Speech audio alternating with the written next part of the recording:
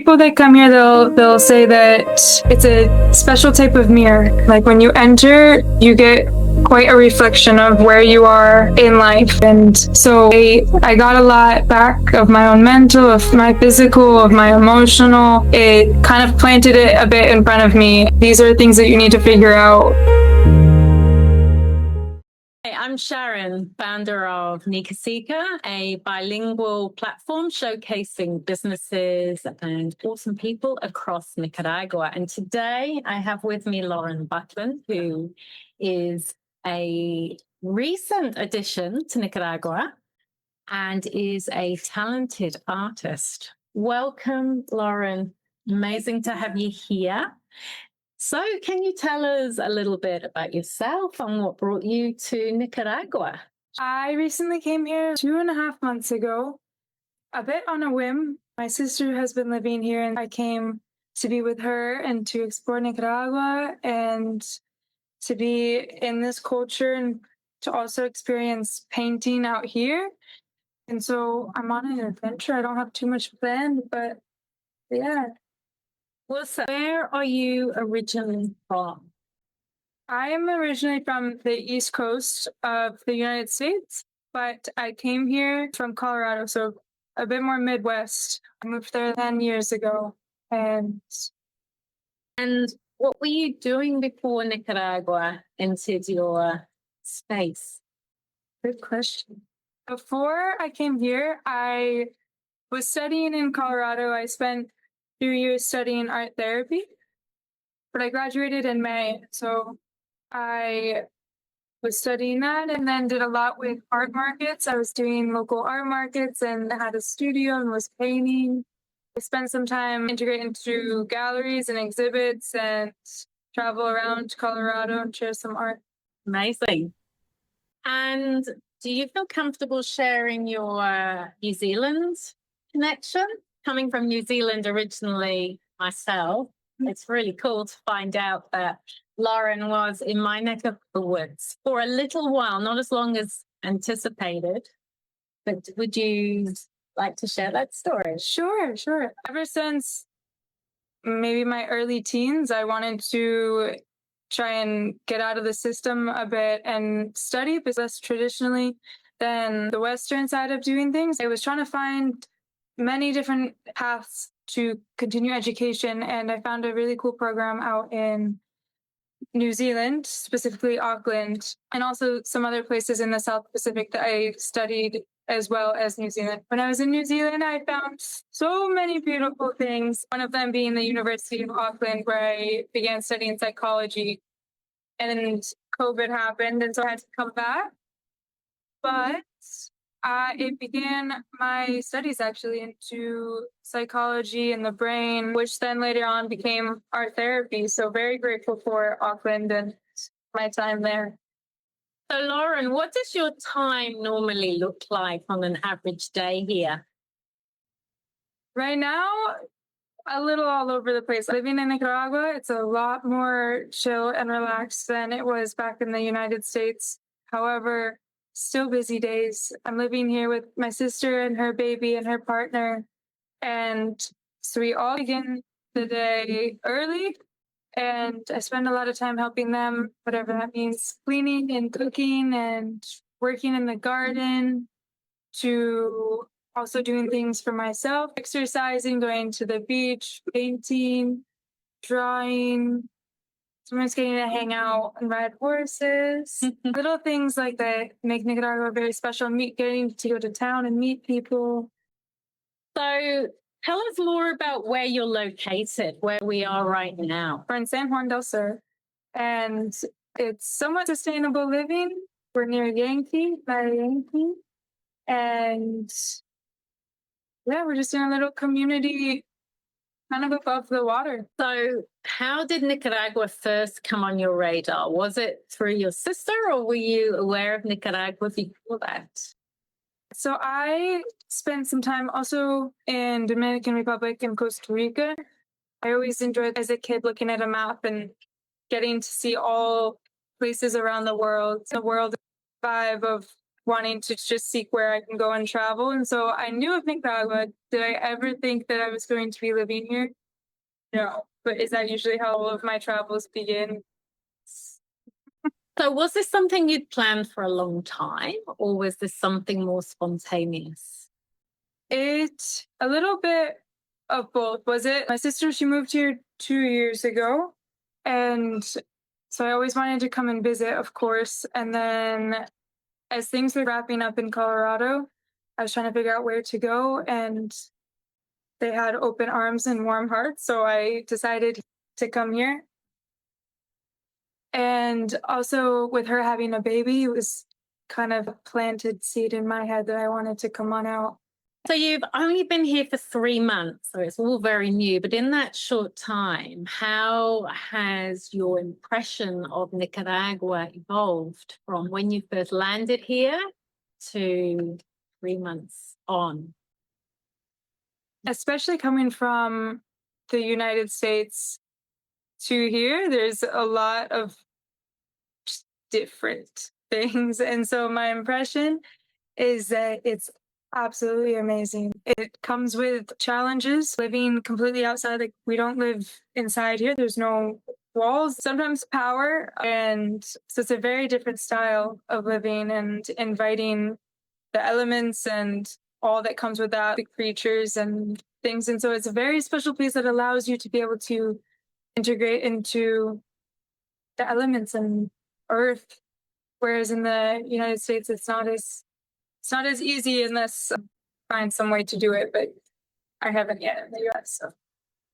What do you miss the most from back home? I had a little studio back home that was always amazing to enter. The feeling of when you enter a studio and it just be your studio was one of the most amazing feelings. And so I would say I miss that, even just unlocking the door and entering it. Again, we live outside, there's no doors. And so it's funny when you walk into somewhere, it's not the same type of entrance, but I would say I miss that. However, I'm very happy with getting to experiment what it's like to paint out here as well. And what do you not miss at all from back home? I feel like I could say a lot, but also I would say I do not miss the craze, the societal busyness that stresses and the nervous system always being heightened. It creates a very different chaos that I notice I crave because it's just been part of my system for so long. However, I'm very happy to be on the outside of that and to regather myself, because in those moments of chaos, it's hard to have yourself still centered. So I don't miss that so much.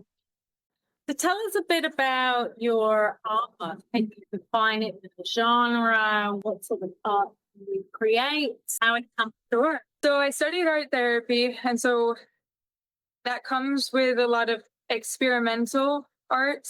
And so I would say my theme is colorful, very colorful, slightly experimental.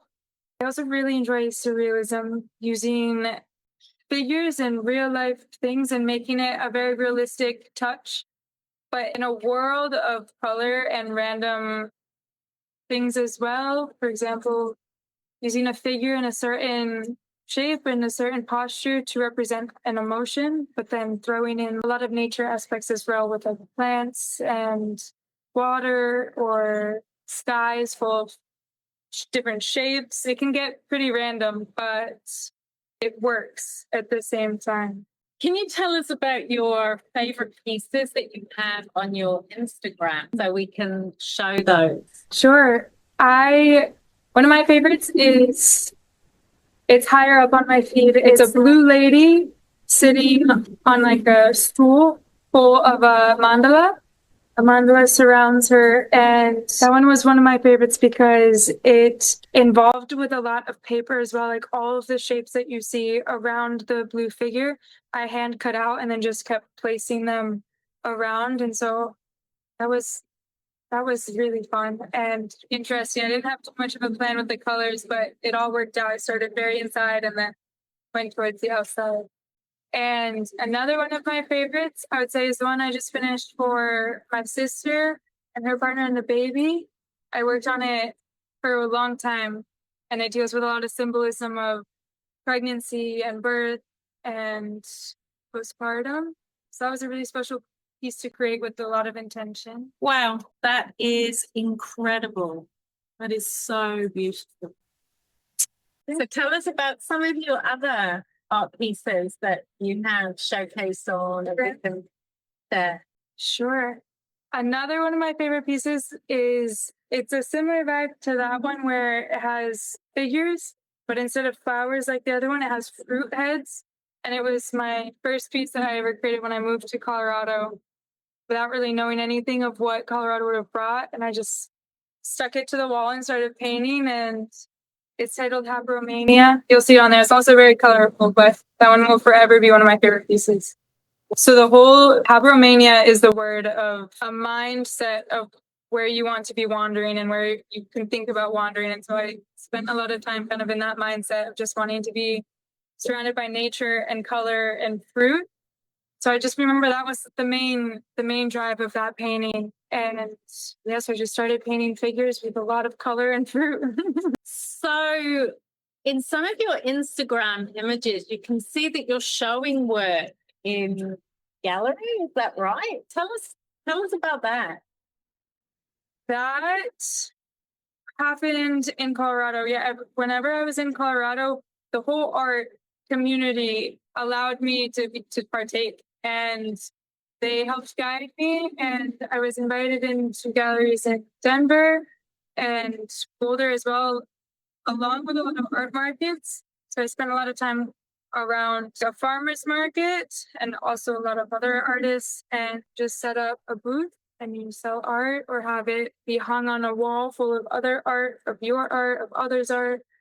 And it's a very cool feeling. The first time that you get to put your painting on a wall with others or do a solo exhibit is exhilarating.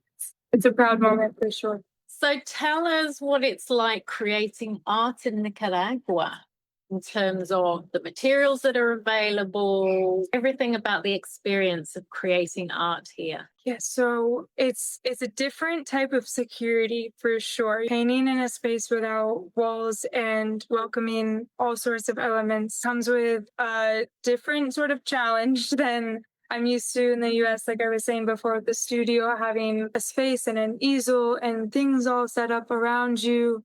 Makes it very easy to enter and instantly start creating. But out here, I'll create a little space, but it's also a community here. I haven't quite yet made an entire setup, especially painting with an easel. I didn't realize how necessary an easel can be in order to create the proportions and references. Right now I have a piece of cardboard that I'll try and tape the canvas to try and angle it so that I can at least sketch it out before I start painting it. But it's also amazing to get to just wrap up my canvas and go and walk to wherever I find and then plop myself down. It's different. It's very different, the sources of pigments out here than in the US. I'm still getting used to that as well, but there's a million different types of paint. So I'm excited to see what this one is a bit more. How does life here where you're from? Yes, I feel like a very different daily ritual for sure. In the US, it's speed, it's fast, it's very filled to the brim and also way over the brim of doing things and completing things and getting overstimulated. Whereas here, you have things that you still need to do every day. It's a different type of thing. So it's not like you need to, go to the store 20 times and do a lot of errands and get stuck in traffic lights. And it's not that type. It's a lot more of making sure the garden is watered, making sure people are fed, making sure things are cleaned. Days are filled differently and it makes you feel differently. And so I would say also the people, there's not as many people. You're not running into everyone constantly, especially living where we are. So the social aspect is a bit different as well, but it's important. Any other artworks that you have on your Instagram that you would like to specifically mention and include today? Another piece that I really enjoyed making, I would bring out all around live painting, concerts and groups. and paint while people would be walking by.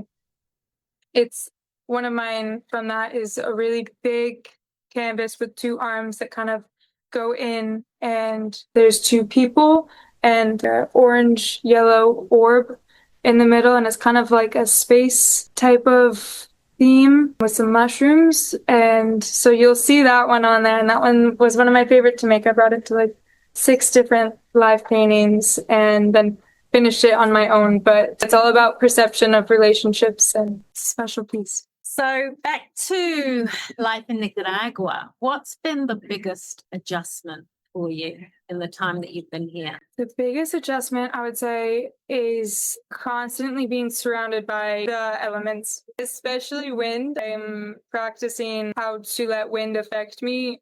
Notoriously before, it always had me in like a frazzled state, and I don't know what to do with wind, and hearing it and feeling it. It always made me feel a bit jumbled. And so out here, not having any way to not be surrounded by it, I would say it's a challenge, but it's good. I think I need it more of a relationship with wind. So, and for those that are watching this from outside Nicaragua and haven't experienced the windy season, it is certainly an experience for sure. The winds get very high speed, everything rattles, and it's a very dry wind that dries everything out.